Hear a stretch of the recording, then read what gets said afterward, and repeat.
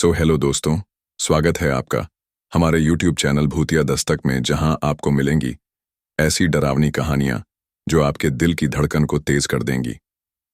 आज की कहानी है जमशेदपुर गांव के 3 दोस्त विक्रम, भोला और मंगल की। लेकिन कहानी शुरू करने से पहले मैं आपको कहना चाहता हूं कि वैसे तो आपने बहुत सी कहानियां सुनी होंगी, लेकिन आज जो कहानी मैं आपको सुनाने वाला हूं उसे सुनकर आपको बहुत मजा आने वाला है और साथ में डर का एहसास भी होने वाला है।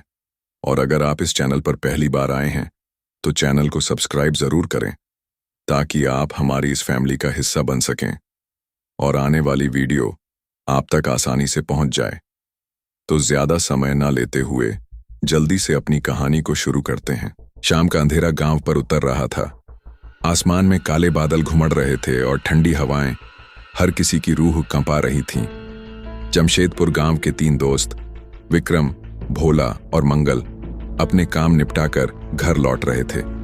रास्ते में पुरानी जर्जर काली हवेली पड़ती थी, जहां जाने से लोग दिन में भी कतराते थे। भोला ने डरते हुए कहा, अरे विक्रम, ये बैलगाड़ी तू इसी रास्ते से क्यों ले आया? तुझे नहीं मालूम यहां से गुजरते वक्त लोग नाम तक लेना पसंद नहीं करते? मंगल ने भी सहमति जताई। हाँ भाई, कहते हैं इस हवेली में जमींदार की बेटी चंद्रिका की आत्मा भटकती है।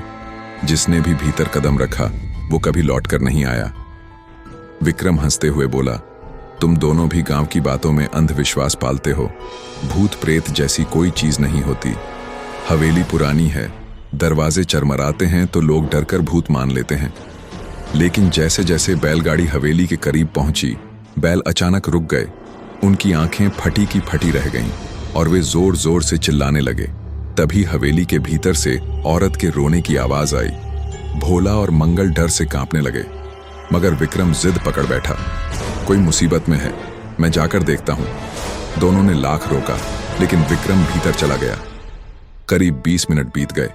अचानक अंदर से विक्रम की चीख सुनाई दी, भोला, मंगल, बचाओ! दोनों दौड़ते हुए हवेली में घुसे। वहां विक्रम बेहोश पड़ा था। होश आने पर उसने कहा, कुछ नहीं हुआ, बस पैर फिसल गया था। पर उसका चेहरा सफेद पड़ चुका था और आंखों में अजीब सन्नाटा था। घर लौटने के बाद विक्रम का व्यवहार बदलने लगा। माँ और बहन राधा ने देखा कि वह गुस्से में चिल्ला रहा था। अब विक्रम वही पुराना विक्रम नहीं रहा। रात होते ही उसके कमरे से अजीब आवाजें आने लगीं, गुर्राने और चीखने की। जब सब डरते डरते दरवाजा खोलते हैं तो देखते हैं कि विक्रम की आंखें लाल हो चुकी हैं, चेहरा पहचान में नहीं आता और उसके मुंह से अजीब अजीब ध्वनियां निकल रही हैं। विक्रम की मां रो पड़ी, हे भगवान, ये मेरा बेटा नहीं है, ये कौन सा शैतान उसके भीतर घुस आया है?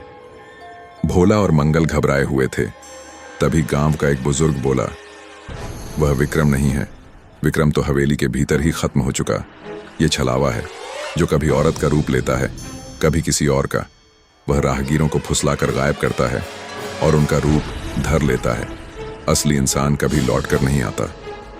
सबके रोंगटे खड़े हो गए। अब घर में जो था वह विक्रम नहीं, बल्कि उसी हवेली का छलावा था। दोस्तों, यहां तक की कहानी देखने के लिए धन्यवाद।